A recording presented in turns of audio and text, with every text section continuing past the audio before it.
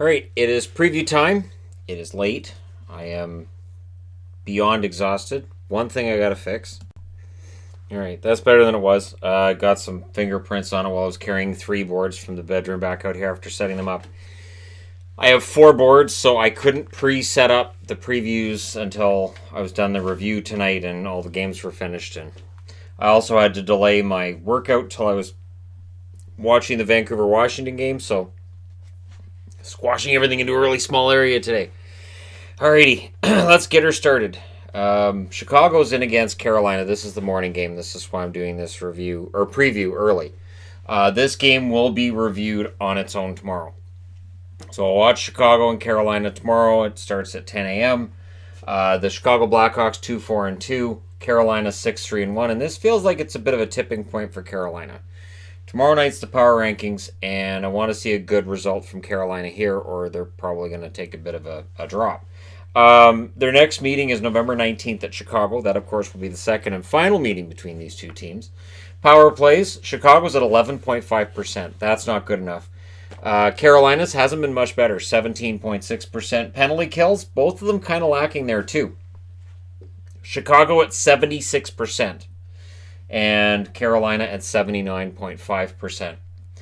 Goals for and against, Chicago's been outscored 25-20 in their games. Carolina's outscored their opponents 32-29. I'm surprised the goal differential isn't higher in favor of the Carolina Hurricanes. So tomorrow morning is going to tell me a lot about where they're at. Goals leaders, Saad and Kane are tied for the lead in goals for Chicago with 3.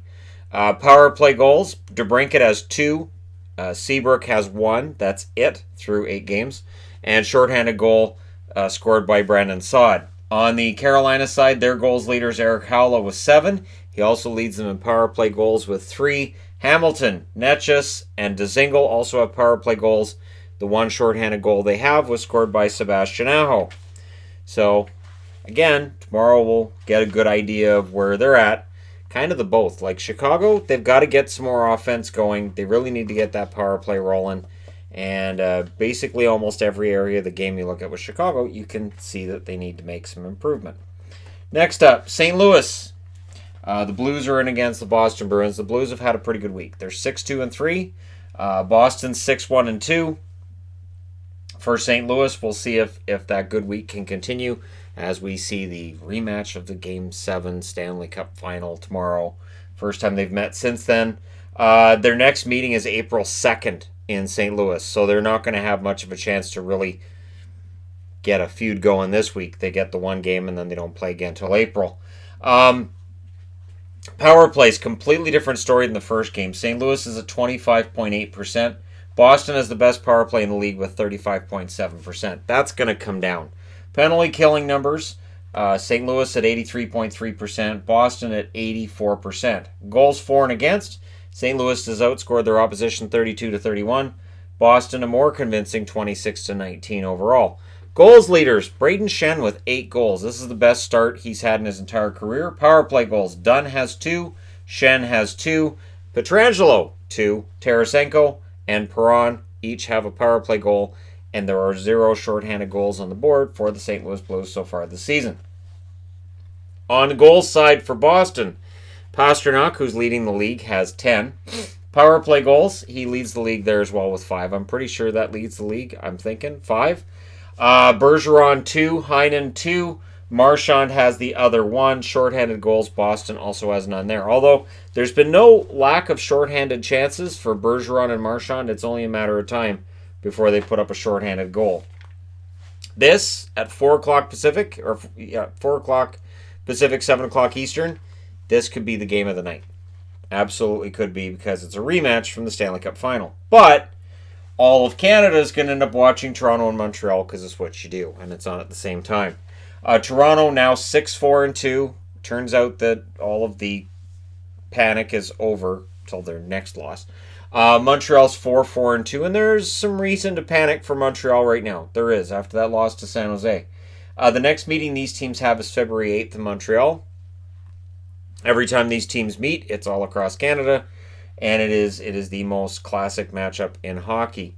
Power plays, Toronto's at 21.6% now. Montreal's at 25%. So Montreal's power play, which was anemic last year, really good this year. However, penalty kills. Toronto's at 79.5%.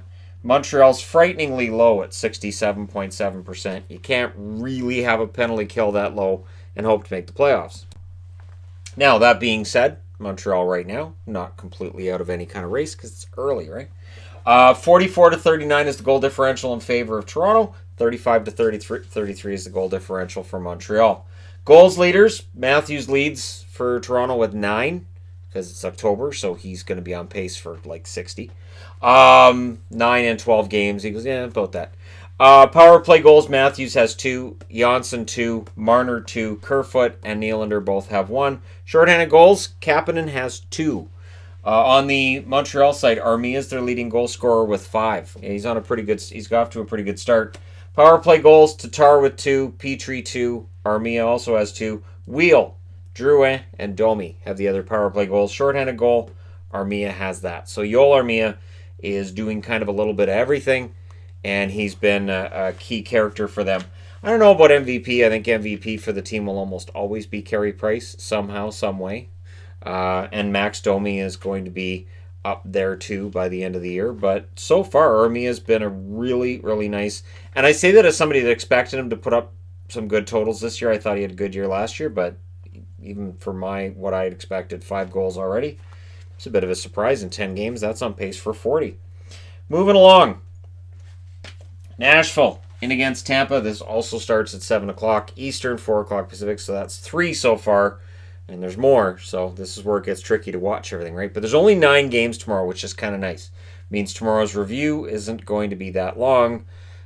We get to do the power rankings, and I don't have to do a preview tomorrow night because the first game starts at 4 o'clock Eastern, 1 o'clock Pacific. So I don't really have to make sure that I have the preview done before I go to bed tomorrow night. I can do the preview early in the morning on Sunday.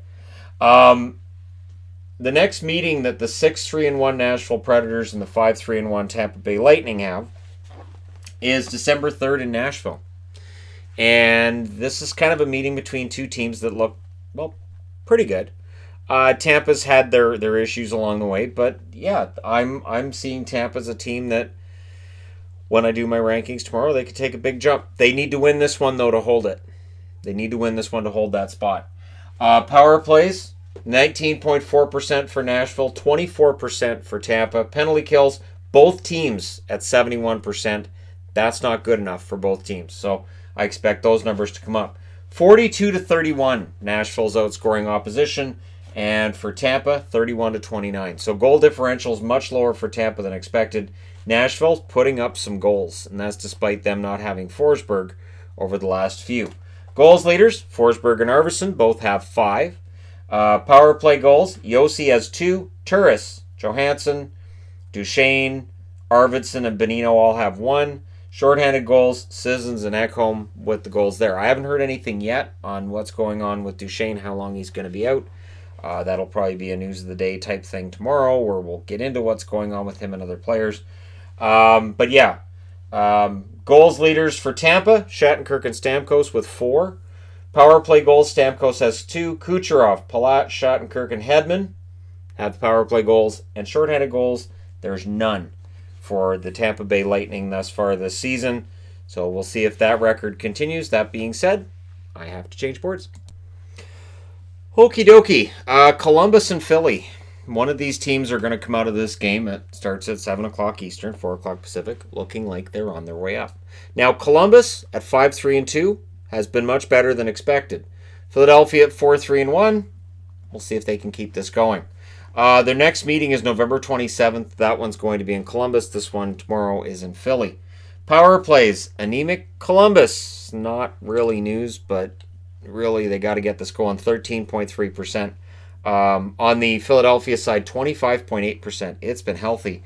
Penalty kills, both of them below the 80% mark where you want to see your team above. So Columbus, 78.6. And for Philly, 79.2. Goal differentials. Columbus has been outscored 32-26 so far this season. Philadelphia has outscored their opposition 25-21. So Philly is off to a pretty good start. I'm going to be honest. And if they'd had better starts from Carter Hart, their record would probably be a little bit better. Can I say that? No? Okay, I won't say it. Goals leader for the Columbus Blue Jackets is Dubois with 4. Atkinson has 2 power play goals, Wenberg with 1, and Foligno with the other. Shorthanded goals, Riley Nash has the shorthanded goal for them. Leader in goals for Philly, Lindblom with 5. Who had him as the leading scorer this part of the season? Nobody. Okay. Power play goals, Lindblom has 2, Voracek 2. Niskanen, Hayes, Konechny, and Provorov have goals. There are 0 shorthanded goals thus far this season for the Philadelphia Flyers, and we'll see how long that continues for them as well. I thought that would be an interesting thing to look at because shorthanded goals, it feels like, are a little more common now with the fact that you don't have 2 defensemen on the point on the power play. You have a forward. And there seems to be more and more of a push to get more offensive players on the power play and not to really guard against that shorthanded goal. So I wanted to just take a look and see, so who's getting shorthanded goals and that kind of thing. And then we can look into it, previews at some point, who's allowing shorthanded goals most often. That being said, moving along. Pittsburgh. The Penguins, this game starts at 8 o'clock Eastern, 5 o'clock Pacific. They're in against the Dallas Stars. Dallas is 4-7-1. And if they want to make me a believer, they have to win this tomorrow. This is their second meeting with Pittsburgh, who are now 6-5, and they've had their struggles. The last meeting they had, Pittsburgh won 4-2. That was on the 18th. And yeah, Pittsburgh at 6-5. If they lose this one, they're 6-6, and they're just kind of hanging around the middle. Power plays, Pittsburgh's at 17.6%. Dallas is at 8.8%, and that's better than it has been. So 8%, huh? Penalty kills, Pittsburgh 80.8%. Dallas's penalty kills been excellent, 82.9% overall. Goal differentials, well, Pittsburgh's still at 36-30. Dallas 25-32. So that's telling. And the funny thing is, if people are wondering, well, why talk about goal differential? Go look over any season and standings and the way that they all work. And normally your team with a bigger goal differential, with the better one, it's normally teams ends up at the top of the standings. It's strange. It really is. Because you'd think that, that's just arbitrary. But it does seem to make a difference as the season goes along. Goals leaders, Gensel, 6 goals to lead the Penguins. Power play goals, Gensel has 2. Letang, Malkin, Crosby, and Hornquist have the other goal. Other goals, all of them have 1. Shorthanded goals, Tanev and Aston Reese. So 2 shorthanded goals for Pittsburgh. On the Dallas side, Rope Hintz, 6 goals. He didn't know they're not allowed to score this year, and he's not listening to any talk of that. Power play goals, Lindell, Pavelski, and Ben. Shorthanded goal, Janmark, which means Hintz hasn't been a factor on the power play yet. He has 6 goals. Make him a factor on the power play. He has the talent. Go ahead and utilize it. So, Janmark with the shorthanded goal. I'm pretty sure that's the only goal he has to his name so far this year. And we'll see if Dallas can get off the defensive rut they've been on, or in all this year. Pittsburgh might allow some goals tomorrow, but Dallas needs to prove they can score them. Look, 12 games, they got 25 goals. And that's not as bad as it was. It was worse than that. All right, moving along to LA and Minnesota, because not every game features 2 teams that are in a battle for a playoff spot, or even one that's battling for a playoff spot. In this case, it feels like they're battling for respectability, and we don't want to fall out of the race. For the Kings, they're 4-6. For the Wild, they're 3-7. The Wild, it gets tricky already. You need a 4-game winning streak to get to 500. If LA comes in and they beat Minnesota tomorrow, that becomes a 5-game winning streak to get to 500, then 6, and then 7. And then, before you know it, that's that. Minnesota, their next meeting between these 2 teams will be November 12th at Los Angeles. So Minnesota really needs to start picking it up here. Power plays, neither team has a fantastic one. However, LA's is worse at 10.3%. Minnesota 17.1%. Penalty kills, neither of them above 80%. LA's at 70.3%. When LA was one of the best defensive teams in the league, its penalty kill was fantastic. It hasn't been so far this year. Minnesota's 78.1%. Goal differentials, neither of them doing great there. LA outscored 39-29. Minnesota 36-21. They've been outscored by 15 goals. Goals leaders. Kopitar leads for LA with 4. Power play goals, Doughty has 2. Kovalchuk and Kopitar each have 1. And Kopitar also has a shorthanded goal. So his goals go for all different reasons. He's really a guy who can do everything in game. But he needs more help. Goals leader for Minnesota is Hunt with 4. Power play goals, Zucker has 3, Hunt has 2, and Parise has 1. If you're looking at the standings, I have not updated that in a few days. Not worried about that right now. I will update that tomorrow after the games are done. And we'll discuss that before we get into the power rankings and all that wonderful stuff. But yeah, so this will be an interesting game in that both teams look like they're already falling out of a race. And can LA pick themselves up, be within one game of 500, or are both teams going to have kind of ugly records after tomorrow night's games? That being said, I have to change the board one more time. So Anaheim in tomorrow night against Colorado. Colorado's looked amazing. They're 8-1-1. Anaheim 6-5, and that early start, that great start. Do you remember that great start? Hold on to that. If you're a Ducks fan, hold on to that, because it hasn't looked great lately. The next meeting these teams will have will be February 21st in Anaheim. Now, where Anaheim needs to jump on Colorado is they're coming out of Vegas today. They had a very big victory over Vegas. Jump on them early. The problem is, offensively, these guys are challenged. And special teams-wise, they're really challenged on the power play. 7.4% for Anaheim. The Colorado Avalanche, 21.1%. So power plays favor Colorado. Penalty kill also favors Colorado, but it's closer. 83.8% penalty kill for Anaheim, 87.5% for Colorado. Goal differentials, that's where things get kind of ugly. 25-24 for Anaheim now. It has dropped. It was much better than this early in the year. 42-25 is the goal differential in favor of Colorado. They've been very impressive, allowing 25 goals in 10 games and scoring 42. That's going to win you a lot of hockey games. Today was a very impressive show. Can they follow that up with another one tomorrow and maintain that spot as being the best team in hockey? We'll see. Goals leader, and I know that's hotly contested. Goals leader, Silverberg and Henrique both have 5 goals for the Anaheim Ducks. Power play goals, Comtois and Getzlaf have the power play goals for Anaheim. That's right, there's 2 in 11 games. Shorthanded goals, Rowney and Silverberg. So they have 2 shorthanded goals to go with 2 power play goals on the season. Now, on the Avalanche side of things, their goals leaders, Kadri, Rantanen, and McKinnon all have 5. Power play goals, Rantanen 3, Kadri and McKinnon each have 2, and then Donskoy has 1. Shorthanded goals, Calvert has the 1. So, yeah, if it gets into a battle of power plays, Colorado has the edge there. But I don't know, maybe Anaheim pulls off an upset. I would throw an Akbar magnet into this, but I don't think the Ducks are that bad. The problem is they really don't look like they can score a whole lot right now. Anaheim and Dallas both look like the 2 teams in the NHL least likely to score goals. And I'm including Minnesota and Ottawa in that, although Minnesota would probably fight me on that one. Probably say, no, we're the team that can't score goals. You can't mention other teams without mentioning us. We're the team that can't score goals. All right, last game of the night, and you will notice I gave them 2 spots.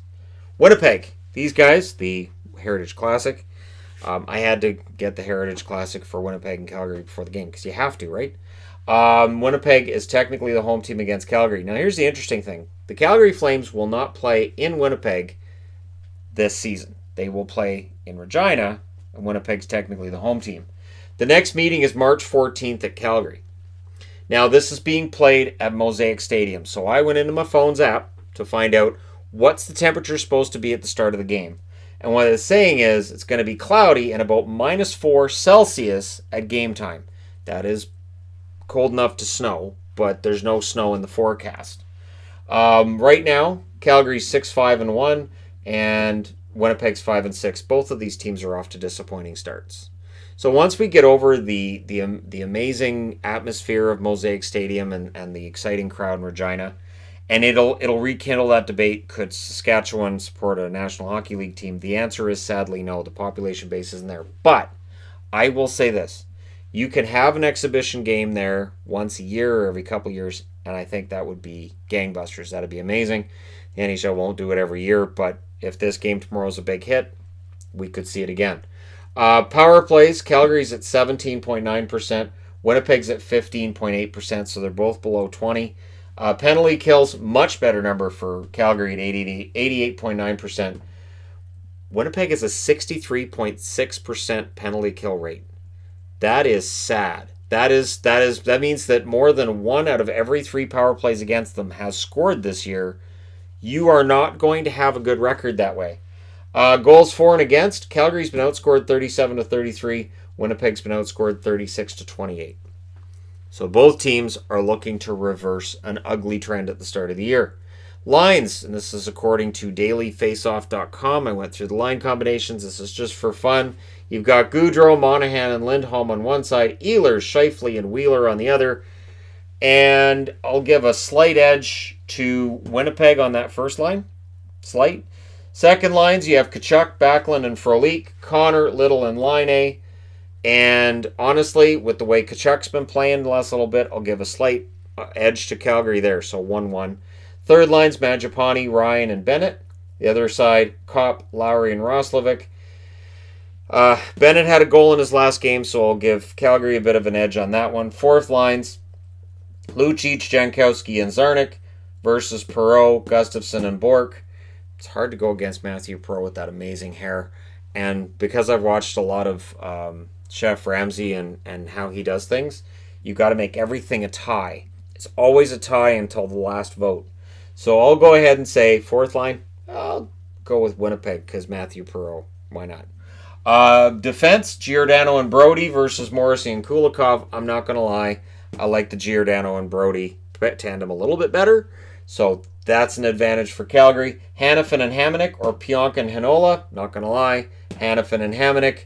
So that's an advantage for Calgary. Shillington and Anderson versus Dahlstrom and Boteto. That's an advantage for Calgary. Calgary's got a huge advantage, at least on the blue line. And in net, Riddick and Talbot versus Hellebuck and Brossoit. I will give Winnipeg a bit of an edge there. Not a lot, but a little bit of an edge. There's already some rumblings about Riddick and Talbot.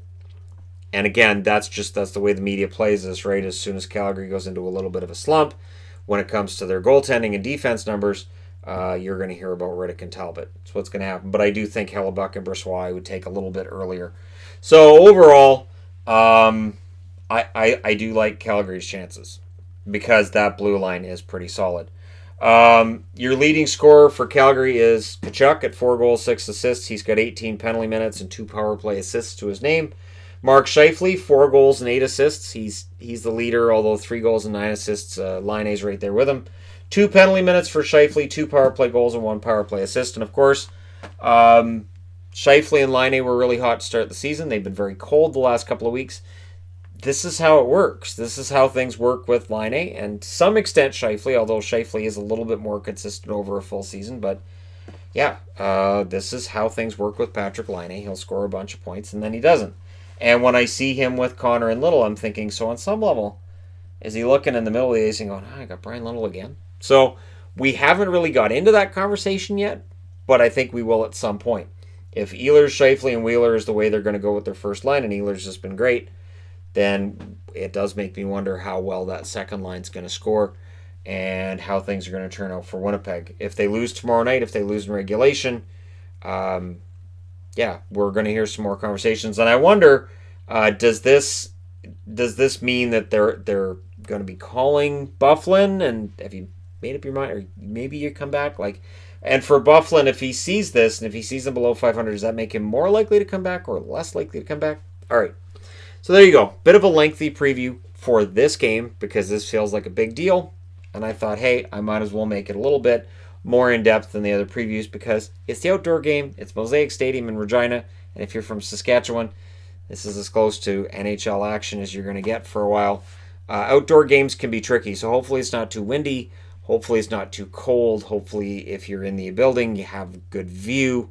Sometimes I feel like it's more the experience than the actual being able to see the game from where you're at, because some of those stadiums I'm thinking, way at the back, there's no way they can see anything from back there. So hopefully you have a good view and everything goes well tomorrow night in Regina. Let me know your thoughts in the comment section below as always. Don't forget to hit like and subscribe if you're browsing your way through. You just happened upon this video. Thank you guys so much for watching, for all your support. I will talk to you again soon.